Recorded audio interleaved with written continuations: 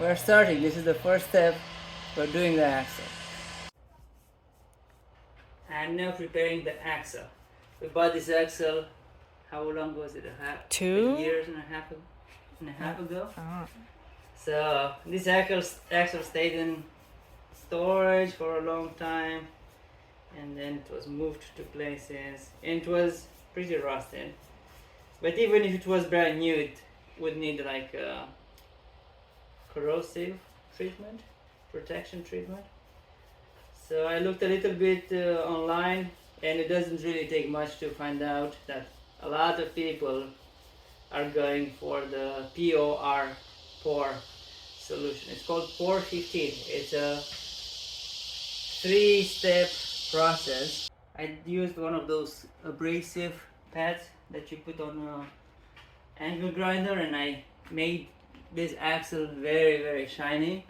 And then I washed it with water. Then I used the degreaser and I washed it with water again and dried it with the air compressor in all the nooks and crannies. I used the metal etching. I'm going to put 2 coats of this number 3, which is the rust preventer. We got also from the same company, but again, they don't necessarily say that you should be doing that. It's a rubberized coating. So we're going to put this as number 4. There.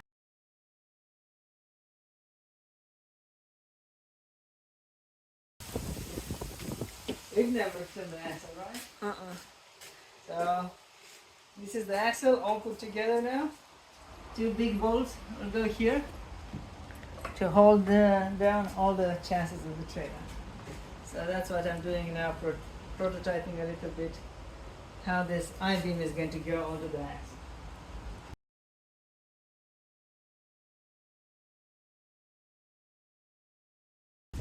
We just bought aluminum yesterday.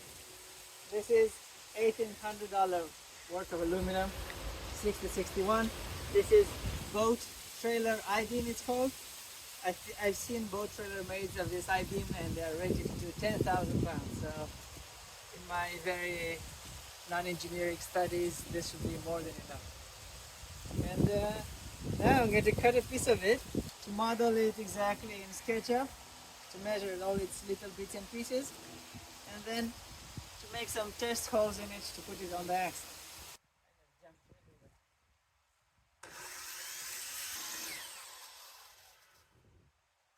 That was it.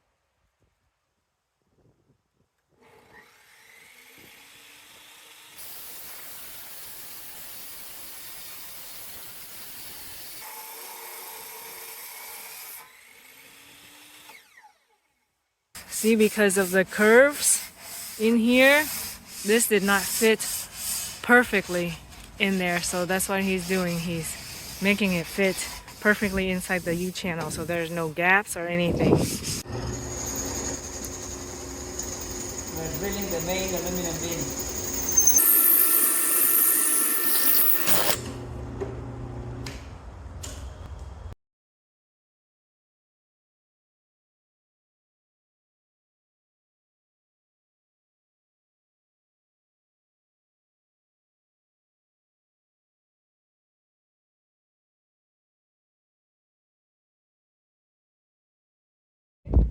Hey Narcis, what are you cutting?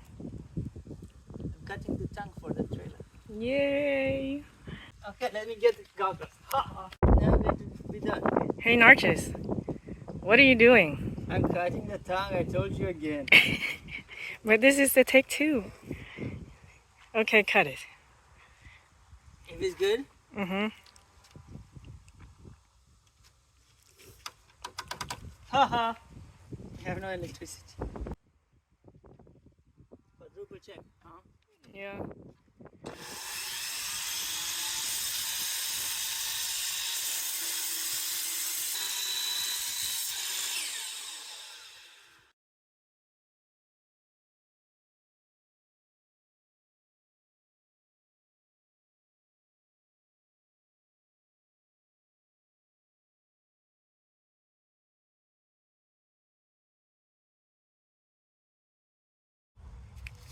After the rough cuts with the angle grinder, I did a lot of hand planing or filing with the file and made this shape, which is going to go into the I-beam of the rectangular chassis. So this took quite a while. And now a little mock-up how this is going to go. So these two, they go together like this. They're going to be welded at the tip. The tongue comes and gets bolted on top of it, and then this is going to get welded. It's going to go inside here, getting many welds all over the place. And this design is going to be, because it goes inside like this, I hope it's going to be very reinforced, and the quality of the welds is not going to be paramount. And of course, so the chassis is going to look something like this.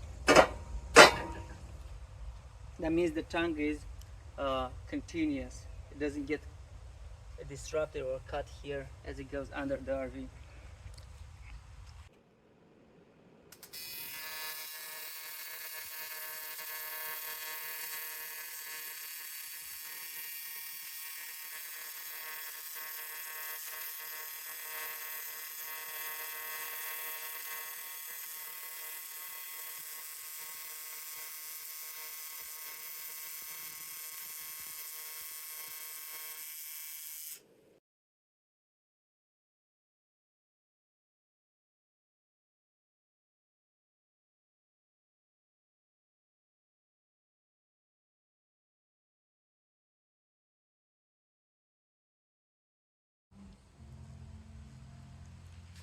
Okay, this thing goes right here. Now it gets welded.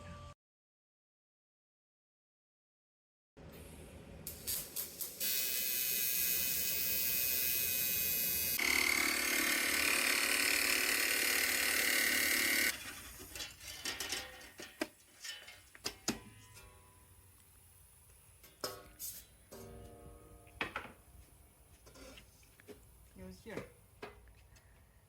That's the inside of the wheel well. Now I'm going to weld it, yeah.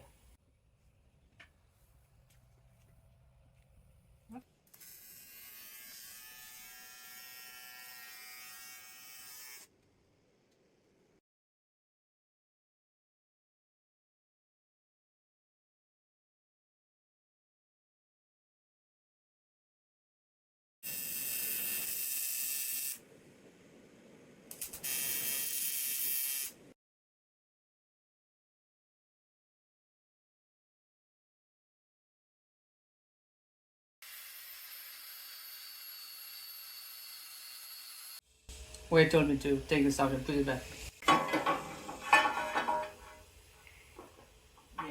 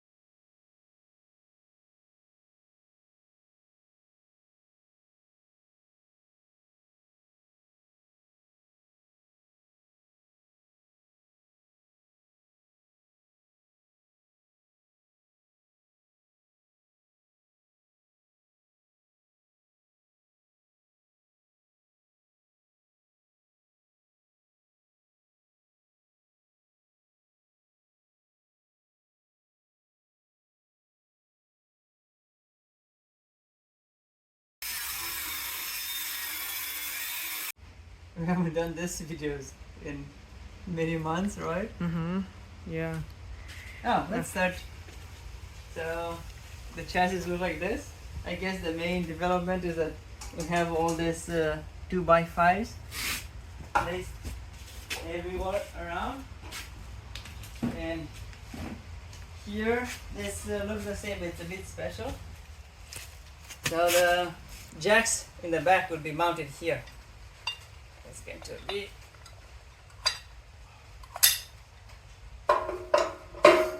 like that. So this is a swiveling jack, and you can see it's mounted at a slope, so when they go down they're not perpendicular to the ground, but they're a little bit pointing one against the other. This will make the trailer much more stable in the wind and just basically for walking in the RV. So yeah, these are the jack supports here. We have all these 2x5s, which is actually the line or marks the line where the wall is going to sit onto. I've cut little pieces of aluminum to extend this 2x5 like this, because the wall is going to cover all of it, and we need a little bit of support for the floor as well. And these are little supports for the floor. Now it is quite clear where the water tanks are going to be. The gray tank here, from this depth here all the way to the top. The floor is going to be right on top of it. The freshwater tank in the back. And today, I've been working to install our new hitch. So, as we usually do, we watch videos online. So this seems to be like the best that exists on the planet right now. How it's going to look like. But now I'm going to take it out to show the details of my contraption here. So this is the jack itself. The hitch. I keep calling it jack. Huge, easy. Yeah, it's 3.5 tons. That means what, 7,000 pounds? Yeah, 7,000 pounds. It's like way too much, but they didn't have the more lightweight version of it. So I created a base, but before I take this all out, I want to show where the bolt is going to be. Come closer. So we'll have through bolts starting from the bottom, from the top, going through this mid plate and through the bottom, right? They're all marked there. And in the back, it's looking like that with bolts going through. I'm going to take it out. So all this gets welded in this position. Now I'm going to disassemble it and show it better. So the way I started all this work was I cut off the tip that was here before. Since it was not needed, I cut off a piece of the I-beam here. I don't know exactly how it went, probably like that, yeah. So I took this out, made a slot for the whole thing to go in. I think it's going to be looking pretty good. Why are you drilling it so slowly? I'm afraid it's going to move. I don't know if clamped it strong enough. At high speed, this wobbleness will push into the thing.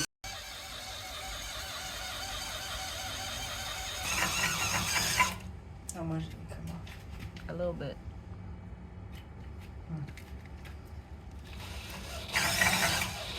There is like opening. It's through. It's through.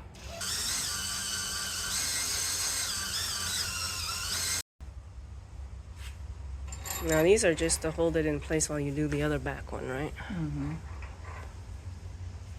You know, to attempt for more precision. Mm-hmm. So it doesn't move.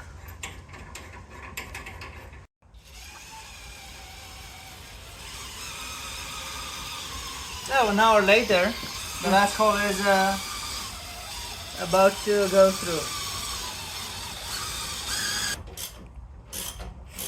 Now we take the bolts that are holding it in place out.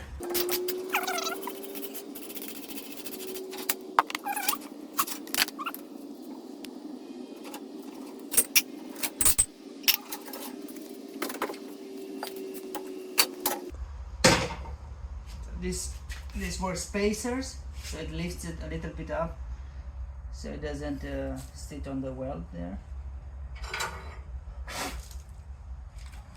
It is very heavy. Did I mention this is the best hitch in the world? Nothing as good exists anywhere. So I'm not doing now the final installation. I'm just doing The fitting. fitting.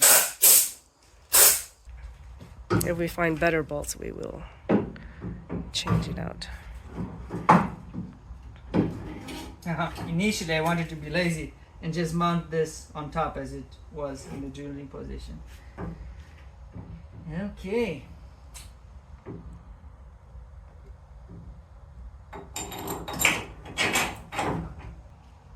These bolts are too long for the back. This is in place. It's a fixed. Let me hand tighten it so it doesn't move so much. So what's so special about this thing? First, the problem. The problem, this is rated for 3.5 tons. We are hoping to build all of this RV at, I don't know, I have this 1.2 tons in mind, which is about 2,500 pounds. So this is rated for almost 3 times more than the weight of our RV. But this is the smallest one that they had, or the only one that they had. So this is an off-road, how is it called? Yeah. Articulating. So it goes like this, right? Obviously, jacks do not usually do Not this. jacks. Huh? Hitches. These are hitches. Hitches do not do this, right? Moreover, it does this too. So there's no position that you can drive, no matter how bad the terrain will be. This cannot pop off your car because it will allow any kind of angle between the car and the and the trailer, both like this or like this, right? So not only that it's articulated, but it comes with its own hitch pin. So it's one of those self-locking things. So now it stays open. It does not close itself, basically, right? This is the pin. This is a dummy pin that it's used because it's full of grease inside there. And this plastic pin is it's used to seal the grease so it doesn't get dirty when you have the RV disconnected from the car. But then when you connect, I don't know, it needs some power, right? But when you go and lower the trailer onto the car, this thing just locks itself. Well, it should lock, but you know, when the RV presses the weight to the car, it's much more weight. So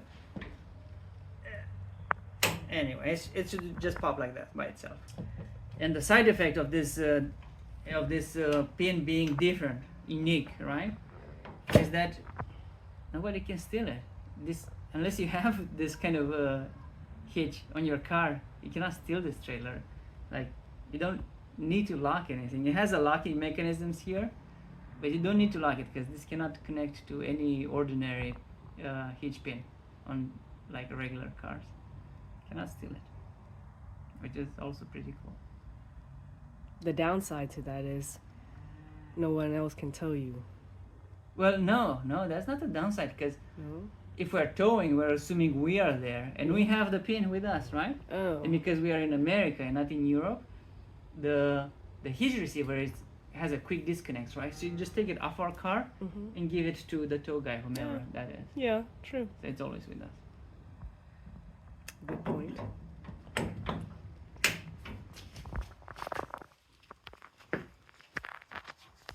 I've been working on the support for the jack. This is a very cool jack.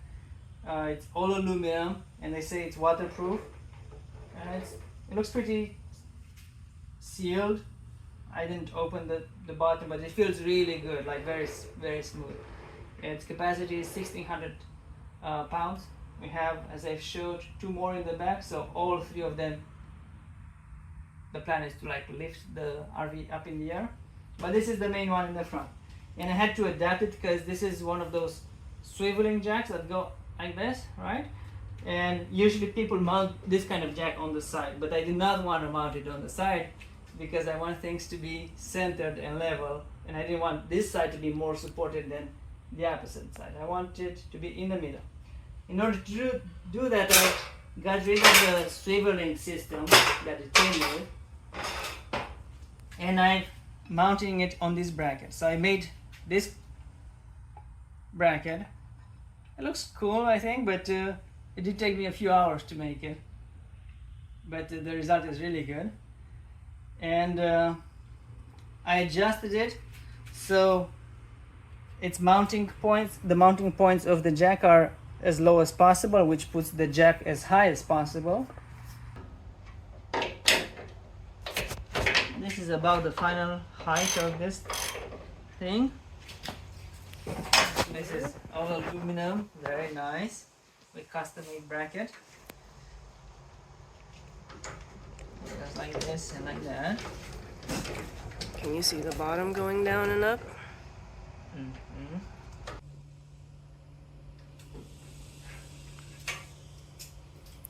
This is the final clap for YouTube. I think I used all the claps that I had. Almost all of them. This is our storage box for the bikes in the back Yep. of the RV. Which turned out to be a bit bigger than we thought. I guess our bicycles are not that small as we thought. It kind of makes us wonder if we can, or how easy it would be to put them in the plane. That's a problem for another day. Today's the big day. We're going to flip the chassis over because all the welding is done on the top side, and now we need to flip it over to weld the bottom of the chassis. So that's what we're going to do now.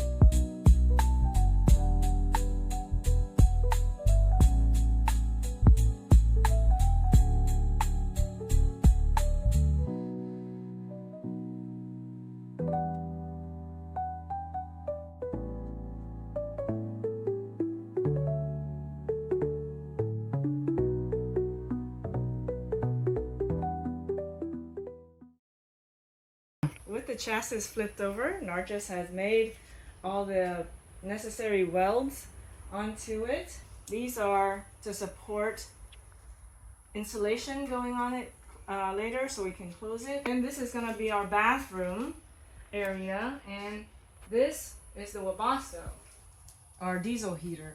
Down here, this is the exhaust for the heater. These are support bars for the closing of the belly, going from this height to this height. This is the space for the water filters. This height right here, the lowest part of the axle. So we're gonna make the water tanks here equal to that height, and with space for insulation before we put the underbelly. So this is gonna be tall, and then going out towards the edge, it goes down right now as we're looking at it for aerodynamics when we're driving. So this is going to go down to the bottom of the chassis here, and then this is going to go flat, and then this goes down here.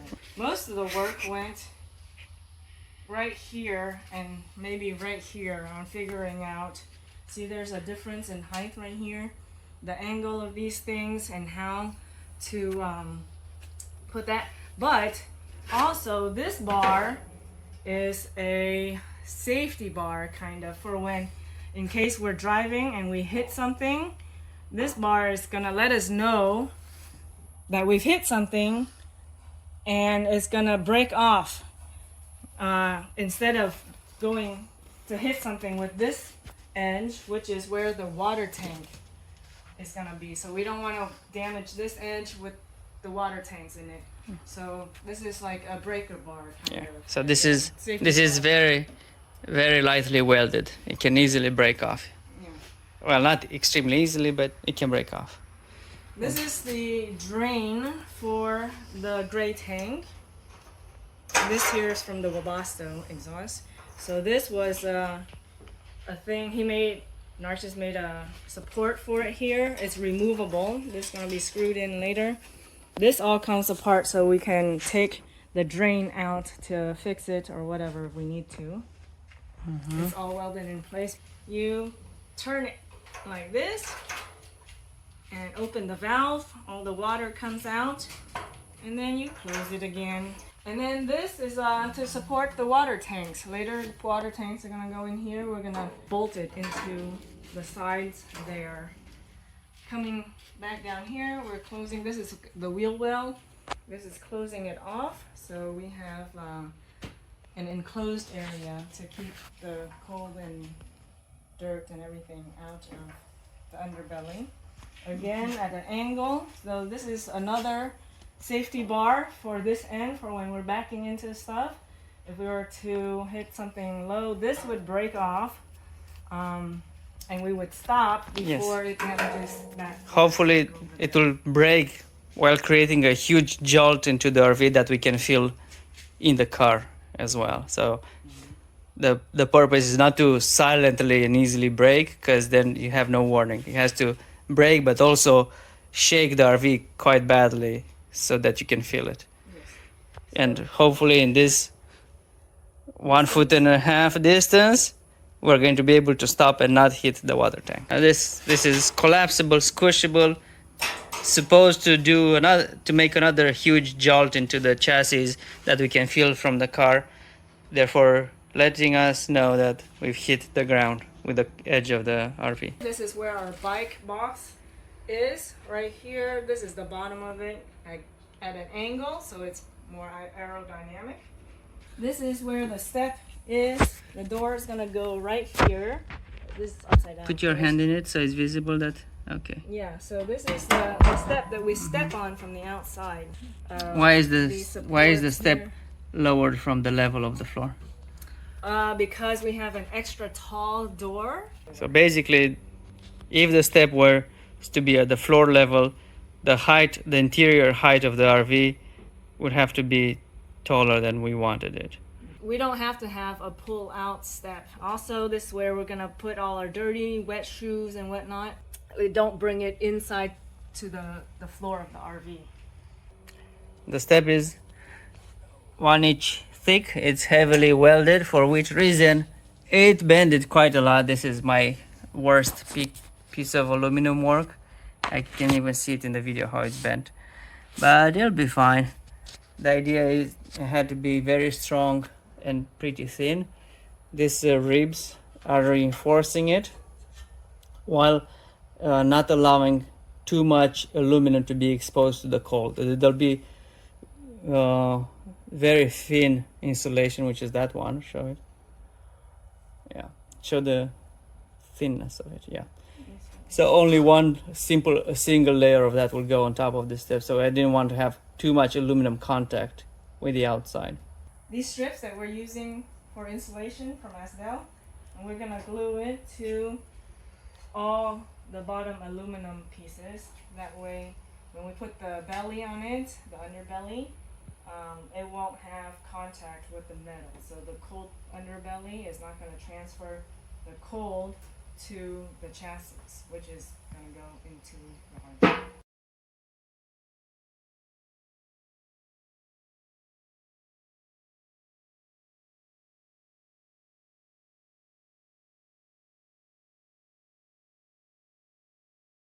We had our all-clad aluminum, which is the aircraft aluminum that we're going to use for the underbelly and the skin of the RV. It was delivered yesterday. Here's one of the rolls.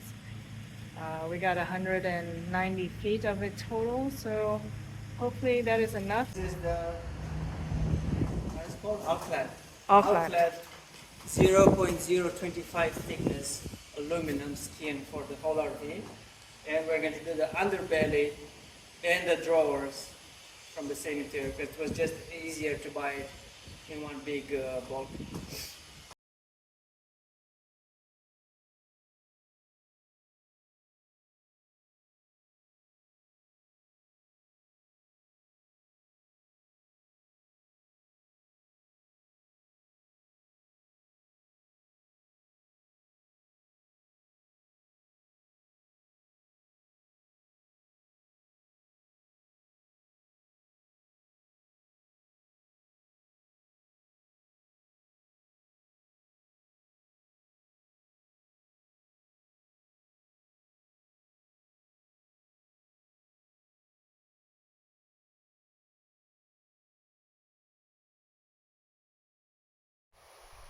It's 9 September and it's kind of raining outside, almost raining.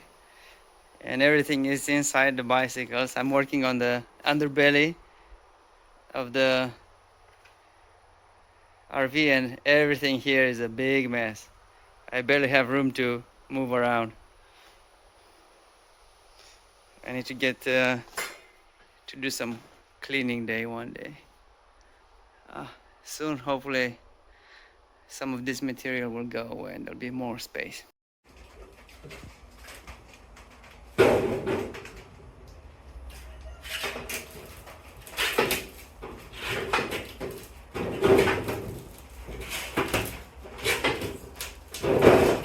to go and do many passes to make a nice belly.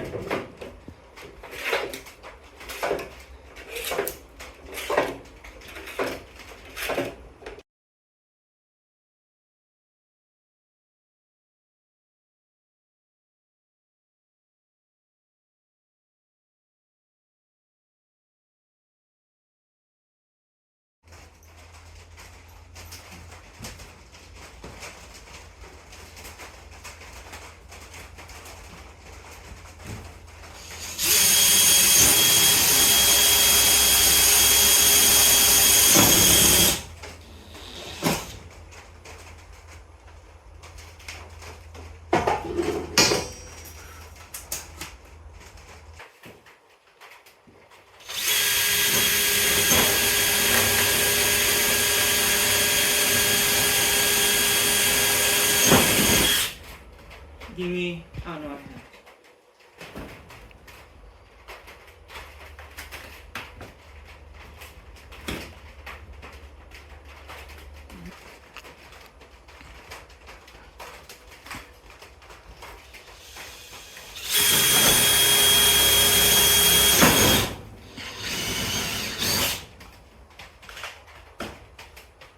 Ta-da, ta-da, ta-da.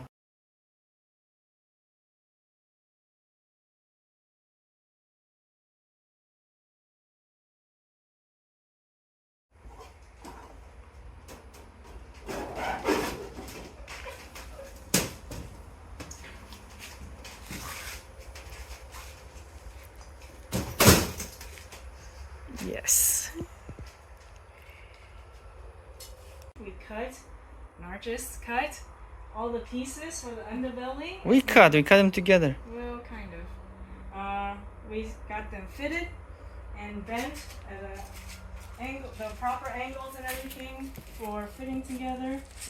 We have a couple of more small pieces to do, same on the other side, but for the most part, all of the underbelly is 95% complete. It doesn't look like much. It just looks like mirror on the camera. Yeah, but we're just waiting for the rivets to arrive so we can put them in place. The geckos just arrived right after we did the video, so now we're gonna install them.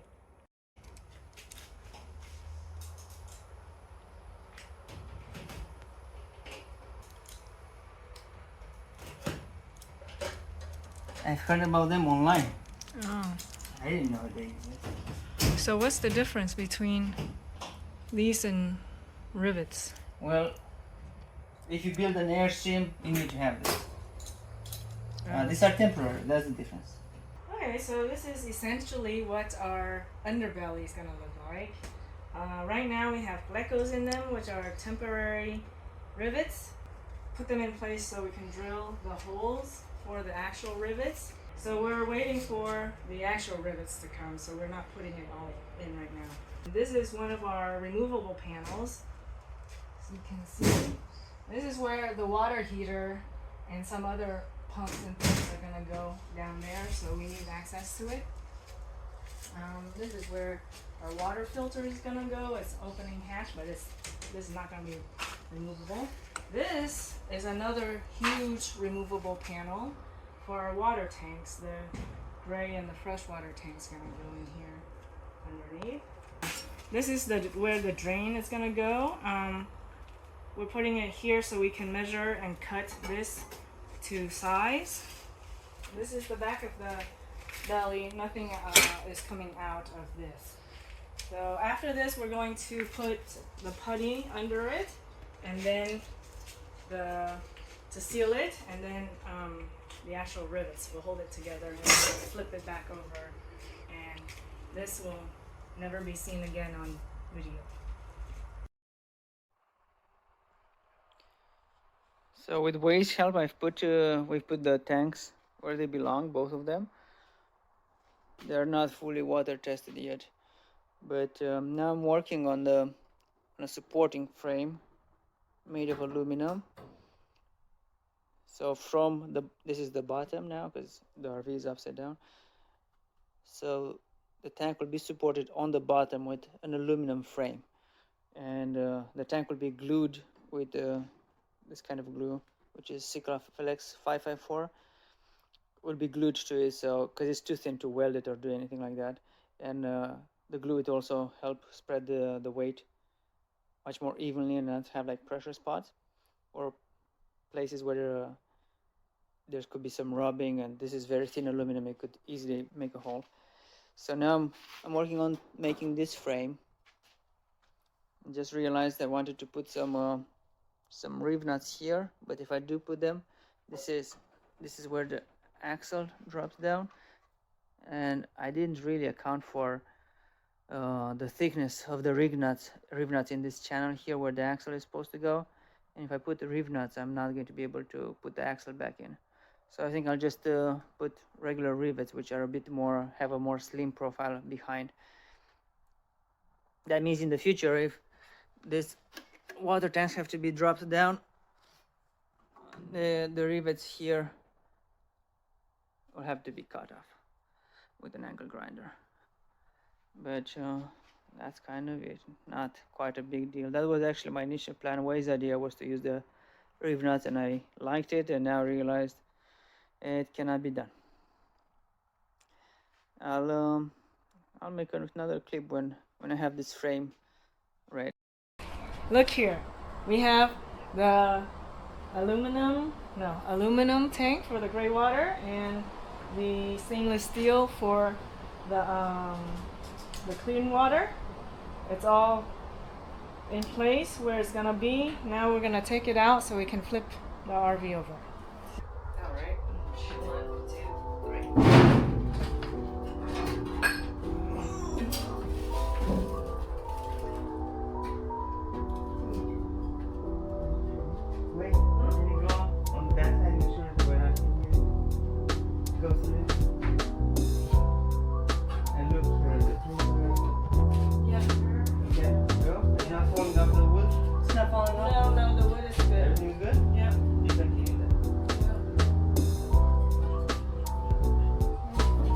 Okay, that's about it.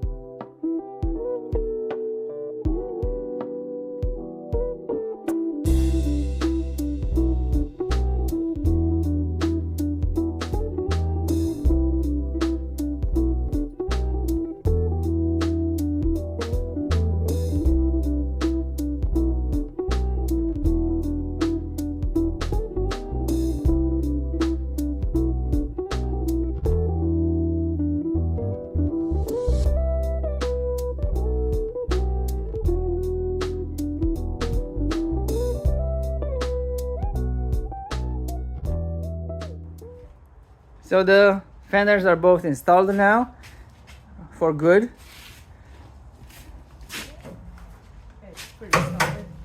And this is how the wheel looks like.